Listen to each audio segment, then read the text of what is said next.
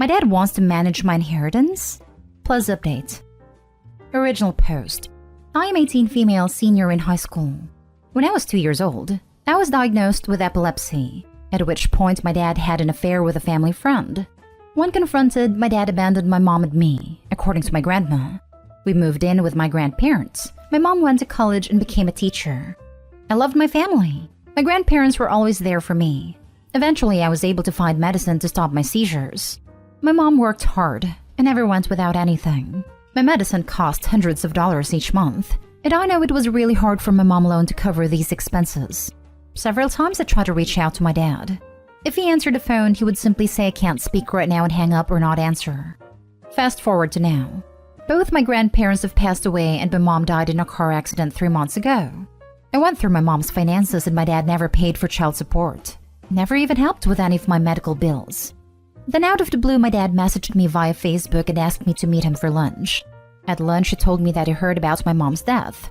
He felt like since I was still in high school, he should help me manage the money and house left to me.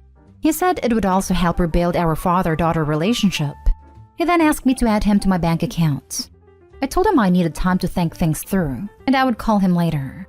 Part of me feels like he is just using me now for the money, but the other half feels like if I don't allow his help, he will never speak to me again. What do I do? Now for the top advice before the little update. Don't do it. Talk to an attorney, please. Don't end up like Britney Spears. This is the 1OP. Talk to an estate attorney. You could consider explaining your dad's situation to your attorney and get some feedback. Since your mom passed so recently and you're still grieving, you may want to consider asking your attorney about setting up a trust for yourself. If not a trust, some kind of account that accrues a good amount of interest and doesn't allow you to blow through your money faster than you'd like. I'm very sorry about your mom. Good luck, OP. Also, OP, not allowing him to help you would lead him to not speaking to you ever again. That means you already know that he's not actually back in your life to help. You also know that as soon as he gets what he wants from helping you, he'll be gone. It's better to have all your money and no dad, than to let that dad take it all and you still won't have a dad. He clearly wants to rob you blind and leave you. I would not trust your dad to do so. Hopefully there is another family member or you can get yourself an attorney to assist you. OP, your dad sounds dangerously selfish and is only thinking of himself. Please go no contact with him, especially since you are in a vulnerable place right now. He hasn't been there for you your whole life. He is a shark. Please avoid him. Considering he's only contacting her now, it's 100% him thinking of himself. If he was genuine, he'd have contacted her before her mother's death. Contact after? He's hoping to take her money to fund his life. Absolutely do not let your dad near your inheritance. Actually, he owes you the child support he never paid. You can't sue him for all the back child support. He never helped your mom nor you in any way, so please do not trust him. He will rob you and you will end up with nothing. You need this money, so if you have anyone that you absolutely trust, go to them and talk to them about this. Add him to bank accounts? Hell no. Ask him where was child support for the past 18 years. Honestly, it's probably best just to keep him out of your life. You didn't need him before, and you don't need him now. And now for the little update. I talked to my dad tonight. I told him that I want him to be more involved by coming to my concerts and graduation the second semester. I also told him that I have a financial advisor and lawyer to help me with the inheritance. He flipped out. He screamed at me that I'm just like my mother and stormed out. My friend's parents asked me to stay a few days with them when they saw me crying. I politely declined and came home. I just don't feel like being around people. So my question now is, what do I say or do if my dad reaches out again? Tell him to buzz off, as he was just there to use you for the money. If he cared about you, he would have paid child support and helped with the medical bills. Also, he would have made time for you when you called. That is not a dad. He is just a sperm donor. Garbage has thrown it out on its own. Don't bring it back inside. He has already shown you who he is. Listen. That proves that it really was all about the money and not about a relationship with you. I know it really sucks to realize that. If this was me, I would make sure to block him everywhere so he can't contact me again. And if he somehow gets through, I would ignore, not respond, tell him to screw off, and hang up.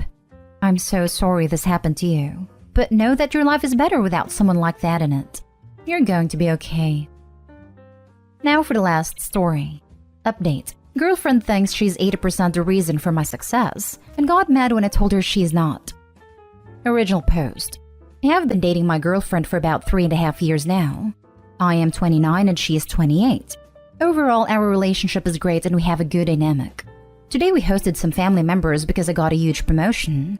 While her mom was congratulating me, she said something along this line that she is 80% the reason for what I have achieved in life. To this, I just said, yeah, you wish. After this, she has been pretty mad at me that I don't appreciate her, which is not true. I do appreciate her and acknowledge her help, but 80% seems a bit too much to me. To be fair to me, it is me who has a double master's and an ACCA qualification. It is also me who has worked 85 hours a week for the last 4 to 5 years. To her, I'm trying to take away her sacrifices and just being an ungrateful douche. It's not like she stayed back and hurt her career for mine. She did also work towards hers but only got a bachelor's and has worked 35 to 40 hours a week for the duration of our relationship.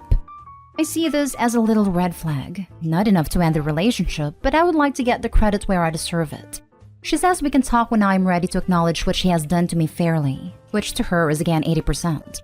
How the heck should I deal with this? My mom thinks that I should just agree with her if that makes her happy, but I don't think that's fair to me. Any advice/opinion in my relationship? Edit. Looks like I need to add some info because this is being asked again and again. We don't live together. We had planned to move in together, but due to COVID, we couldn't.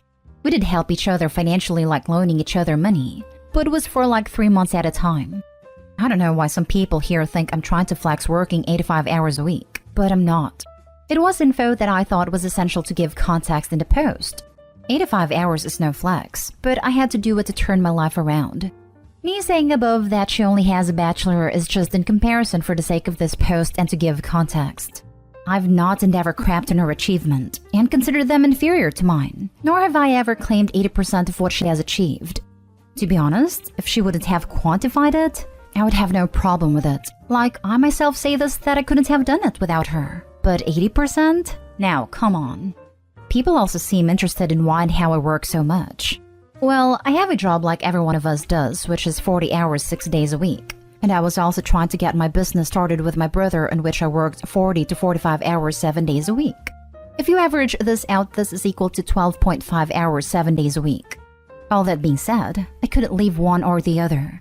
I needed my job to pay bills and have money, while I also wanted to get the business established so I could chill a little. Right now, I think I just have to keep this up for a couple more years to get everything where I want it. Edit 2. I did mention this in another comment. The things she has done for my POV and that I know she did are being emotionally there. She loaned me a significant amount of money once on short notice, which I paid back to her in 3 months. I have done the same for her. She also takes care of my dog once or twice every 2 months when I'm out of the city, and I'm grateful and thankful to her for these. My house chores, cooking, cleaning, and laundry situation is different than most. My neighbor has a catering business and I have worked out a plan with them for 3 meals a day. They also have a maid that comes 2 times a week so my place is in living condition and not a pile of trash. I do my own laundry like I should. Now for the top advice before reading the update. Y'all are absolutely crazy. First of all, they don't even live together, so it's reasonable to assume he's taking care of wherever he lives mainly by himself. Second, she hasn't provided any financial support to him while he's been doing this, and all you people can concentrate on is how he's diminishing her achievements? She has literally, in front of her family, attempted to take 80% of the credit for his ridiculous amount of studying and work. And do you people want to talk about diminishing achievements? This sub is wild sometimes. SMH. Look man, I'm in the same boat as your partner. My girlfriend has almost finished the final part of her 4-year nursing degree, while working pretty much full-time throughout it. She goes to work, comes home, goes straight into the study for hours. Therefore, I cook our dinner, clean and tidy the house, make the bulk of the money and try to make her life easier any way I can. But I would never, ever attempt to tell anyone that I deserve any credit, let alone 80%. And I think I'm probably doing more for her than your girl is doing for you. That crap is wild, and the fact that she's pushing the issue is just another red flag. Do not do what your mom says and just agree with her to pacify her, as this could set the groundwork for a very unhealthy relationship. Sit her down, speak to her, maybe ask why she thinks she deserves 80% of the credit for the work you've done, and go from there. Anyone that thinks they are 80% responsible for someone else's success and says it out loud like that is a a-hole. Dude, I 100% break up a long-term relationship if my girlfriend said this stuff and did back down. It's just a wild argument that would have me question motivation, basic logic, intelligence, and the goal of the relationship. It's just freaking weird. I can't even come up with a comparison, and I've lived both sides. I got to master's while with my now ex-wife, and she was home with kids. And she got her PhD after that, and I took over the majority of child rearing and household duties. Neither of us would ever think that, let alone say that. Maybe like 5 to 10% of background noise reduction, 25% to make a point to family and friends or to get a laugh. 80% is right out. Absolutely. I would definitely be questioning the relationship. It's one thing for her to say it at all, but to not back down when questioned on it and to not be willing to discuss it until he agrees is freaking manipulative and childish at the very least. Very weird hill to die on for her. Like, how can you think your partner is only 20% responsible for the degree that he is studying? Like, I say that crap to my partner to rile her up, and she tells me to buzz off and laughs at me because it's a joke, and we both know that is not true. I'd never believe it, and I certainly wouldn't jump up in front of her family and say it. Like, what? It's so weird that she specified a percentage. Yeah, Opie keeps going over the number like that is the real issue here. 80? 80? I might accept 17.67 or if pressed 20.2 at most, but not 80. But it sort of is the real issue. If she said, yeah, well, 10% of that success is because of me, this is probably a non-issue. Both because it may be true, emotional support counts for something, and even if not, it's not a big number. So it's being a pretty big percentage is literally the issue. Do you live together? Not right now. COVID really hurt our plans. Hopefully in a few months if things go back to normal. Dude, to end this argument once and for all, ask her to write down a list of everything that she has done that is the reason for your success. My guess is that she won't be able to. And if she does manage some sort of list, you should come back, in writing, why she's wrong. She's childish though in my opinion, and I wouldn't give her the time of day if this is what upsets her. And now for the update. Girlfriend and I talked about what happened and how we both could have refrained from saying what we said. After talking it out, the best option seemed to be just to take a break and be friends. Most people in my last post wanted me to sit her down and make her write her contributions, which honestly, no offense, sounded like a terrible idea. It was too confrontational, and I knew she couldn't have written anything meaningful anyway.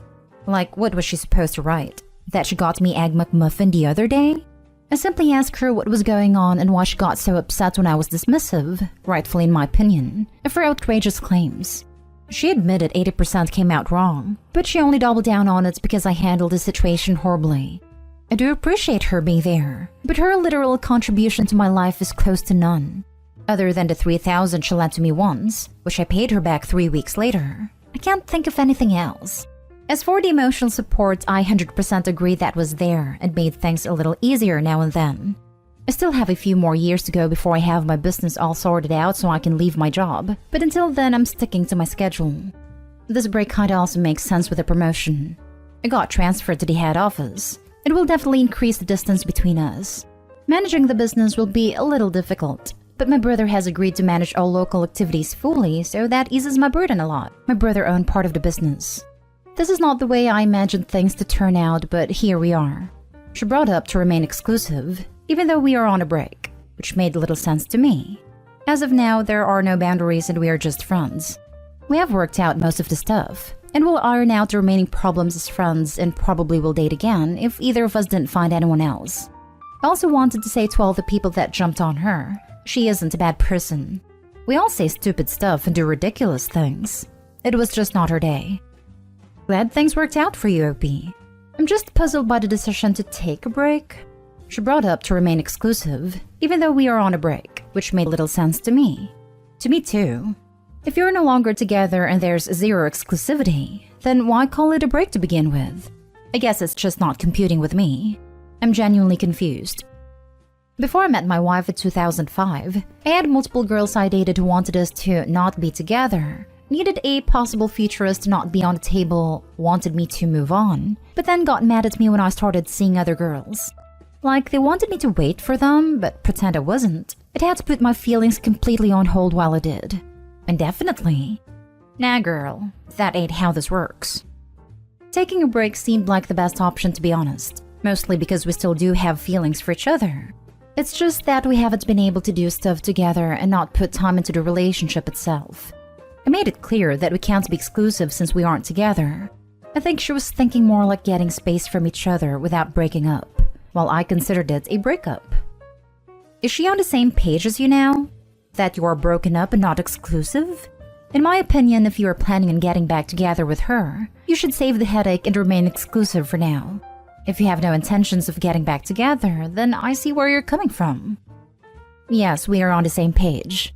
We are not exclusive, but I have no plans of sleeping with someone else, and I think she feels the same way. We are just not creating that boundary to avoid resentment if this break lasts a while, you know? Just break up. This break with no boundaries is actually a breakup, but you're keeping her as a backup plan. That's an awful thing to do. Stop leading her on and break up with her properly. You need to explicitly state you are broken up. Right now, it seems like you're keeping her as a backup and hoping for something better. You're leading her on even if you say otherwise. Being on a break implies that the break will have an end and you two will get together. You say you're on the same page, but unless you explicitly say this is a breakup, I don't plan on getting back together with you, she will keep waiting. I doubt that. I'd say she's about 80% over him by now.